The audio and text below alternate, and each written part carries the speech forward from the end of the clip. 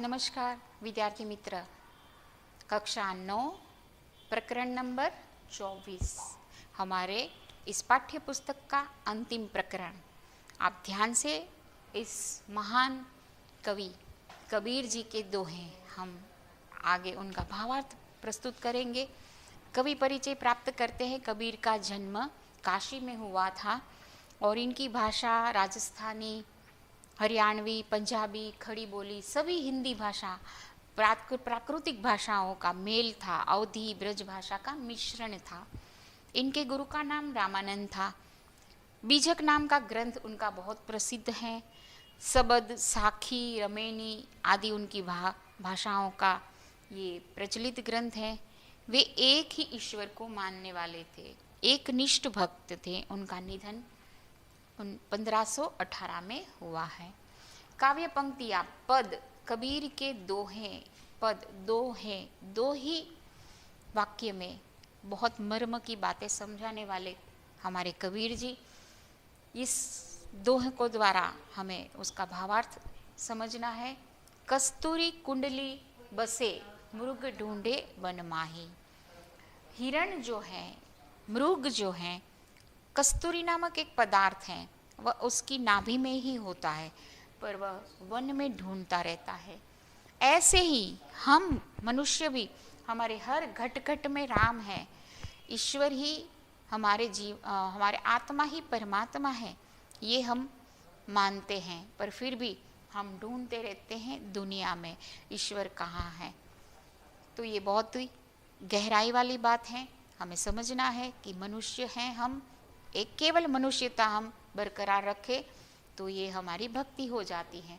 मेरा मुझ में कुछ नहीं, जो कुछ भी है तेरा। यहाँ ये भावना, समर्पण की भावना, अपने इष्ट के प्रति, अपने परमात्मा के प्रति आत्मसमर्पण की भावना है। तेरा तुझको सौंपते क्या लागे मेरा। जो कुछ भी है हमें तुमसे मिला है, मनुष्य रूप मिला है, और जो भी है हम आपको ही अर्पण करते हैं। यह भावना अगर है तो हम कभी दुखी नहीं होंगे।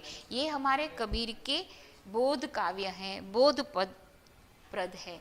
यहाँ और भी बताया है कि हम जीवन में दुखी क्यों रहते हैं, क्योंकि हम सच्चे सीधे सादे सरल व्यक्तित्व वाले नहीं बन सकते।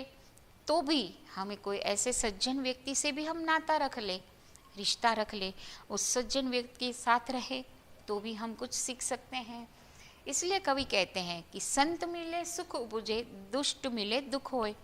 कोई ऐसा व्यक्ति हमें मिल जाए। यहाँ मैंने उदाहरण के रूप में दिया है, अर्जुन जो है भगवान कृष्ण के साथ हैं और भगवान कृष्ण अर्जुन के साथ हैं। भगवान कृष्ण का मित्र भी सुदामा था।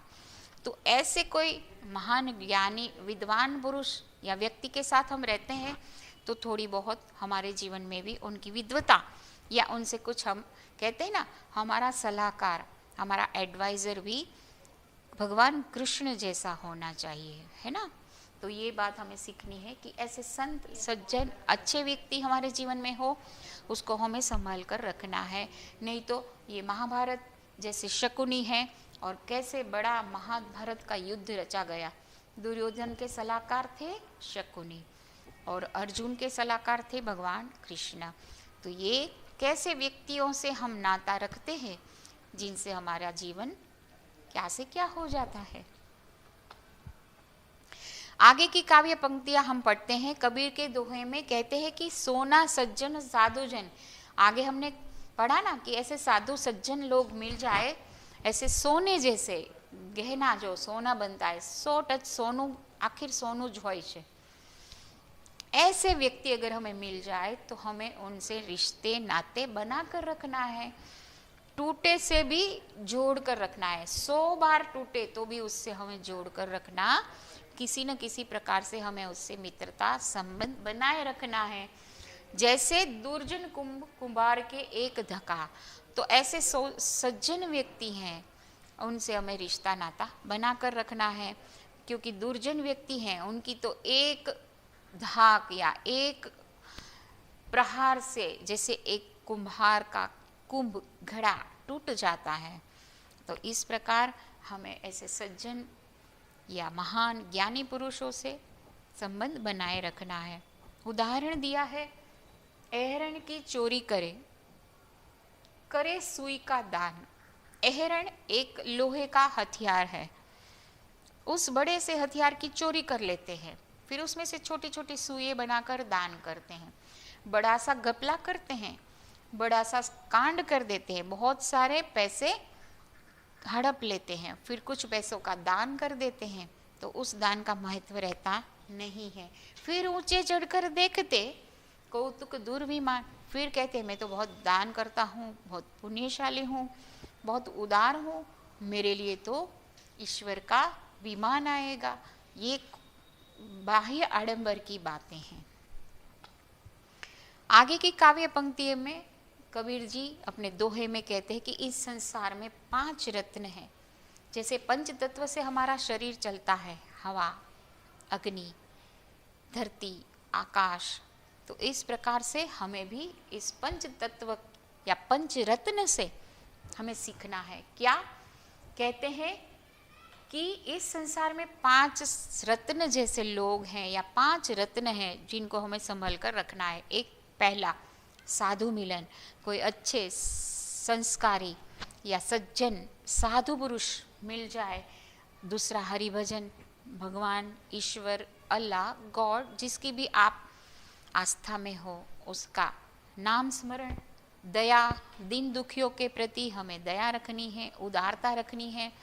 ये भावना, उपकार की भावना, उदारता की भावना अगर हमारे जीवन में है तो हम जीवन में जरूर कामयाब हो सकते हैं।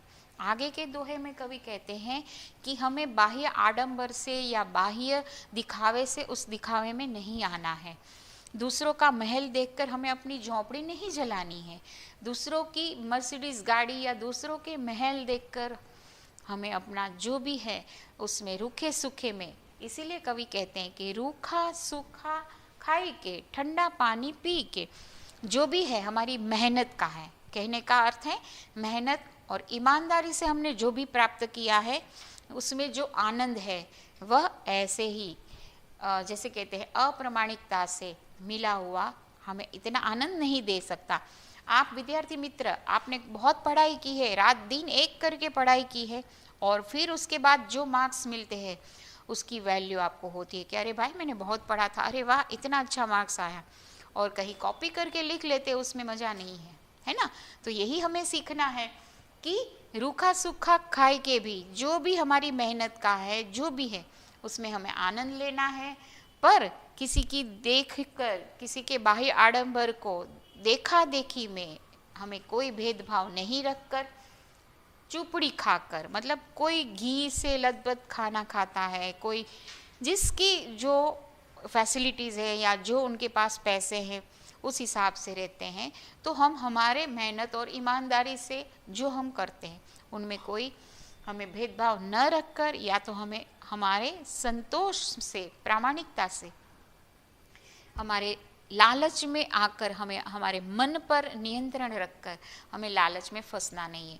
आजकल बाह्य आडंबर बहुत हो गया है, इसके पास एक गाड़ी है हमारे पास 2 होनी चाहिए, इसका ऐसा मकान है हमारा ऐसा होना चाहिए। ये लालच में, देखा देखी में, ये भेदभाव में हम लालच में फंसते हैं और हम अप्रामाणिकता से, मतलब मेहनत से नहीं, ज़्यादा जल्दी पैसा इकट्ठा करने में फंस जाते हैं। इसीलिए कवि कहते हैं कि हमें ऐसी लालच में नहीं फंसना है, और जो भी है मेहनत का है, ईमानदारी का है, उसमें हमें खुश रहना है, संतुष्ट रहना है।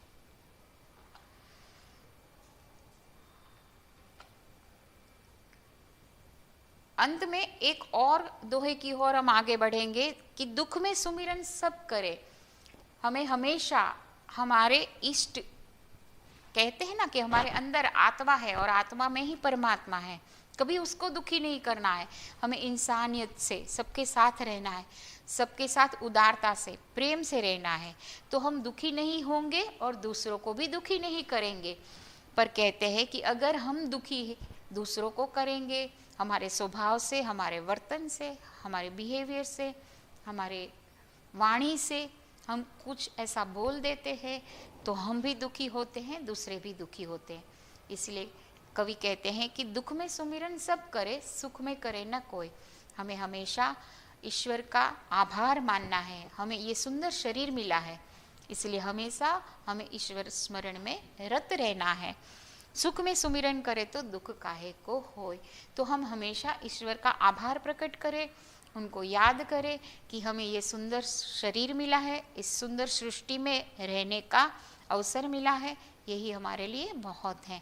तो इस प्रकार ईश्वर की आराधना करते हुए ईमानदारी से, उदारता से सबके साथ हिलमिल कर रहेंगे तो कहते हैं हमें हमारे जीवन में सार्थकता जरूर बन सकती है, सार्थक बन सकता है हमारा जीवन। कांकर पाथर जोड़ के मस्जिद लिए चिनाए, ता चढ़ी मुल्ला बांग दे क्या बहरा हुआ खुदाए। ये एक उदाहरण दिया है कि भक्ति करना है या प्रार्थना करना है या बंदगी करना है तो हमें उसमें जोर से चिल्ला चिल्ला कर बोलने की ज़रूरत नहीं है।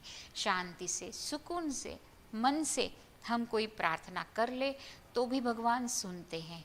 तो ये ईश्वर की आराधना, प्रार्थना कैसे हमें करनी चाहिए उसके लिए भी लेखक ने हमें मार्गदर्शन दिया है। आगे एक दोह की और हम बढ़कर हमारे इस प्रकरण का भावार्थ पूरा करेंगे। कहते हैं कि गोधन है, जीवन में क्या महत्व होता है हमारे जीवन में, गाड़ी, पैसा, बंगला, क्या यहाँ पहले की जमाने की बात है पर आज भी वह इतना ही मूल्यवान है। गोधन मतलब गाय का धन, दूसरा है गजधन हाथियों का, वाजी धन मतलब ये जो हमारे पास अनमोल रत्न है, और रत्न धन खान ये सब संतोष धन, सब धन धुरी समान। पर अंत में कवि कहते हैं कि चाहे कितना भी पैसा, गाड़ी, बंगला या सुख समृद्धि कितनी भी हो पर मन की शांति न हो, संतुष्टता न हो हमारे जीवन में तो हम जीवन में सार्थक नहीं बन सकते। तो सबसे जरूरी है हमें जीवन में, अपने जीवन में अपने मन को संतुष्ट रखना, लालच में नहीं फंसाना और मेहनत से, ईमानदारी से कमाना और अपने उदार और सत्य एवं हम सबसे मिलजुल कर रहे, यही गुणों के साथ हम हमारा जीवन जी सकते हैं। कुछ शब्दों के अर्थ जो हैं हम यहाँ जानेंगे। यहाँ कस्तूरी शब्द जो दिया है, मृग यानी हरण के पास है, नाभि में है हरण के, एक सुगंधी पदार्थ है, वह ढूंढता रहता है जंगल में कि ये कहाँ है, उसको पता नहीं है। मतलब हमारे अंदर ही कुछ ऐसी ताकत है, शक्ति है, उसको हम पहचानते नहीं है और हम भागते रहते हैं दूसरों के पास ढूंढने। मृग यानी हिरण, कृतार्थ होना, हमारा जीवन का तरीका जो है जीने का वह सफल होना चाहिए, उस जीवन की कुछ वैल्यू हो, महानता हमें प्राप्त करनी है। और एहरन एक लोहे का हथियार है, दरार यानी दरज, चुपड़ी यानी घी से, मक्खन से चुपड़ी हुई।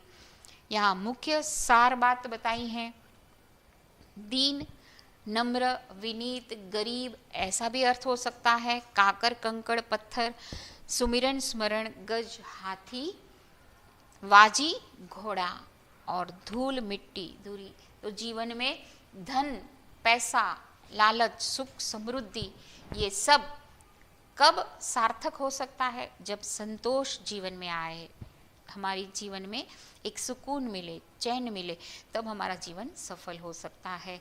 तो इस प्रकार कबीर के इस दोहों के माध्यम से इस मूल्यों को हम जीवन में उतारेंगे।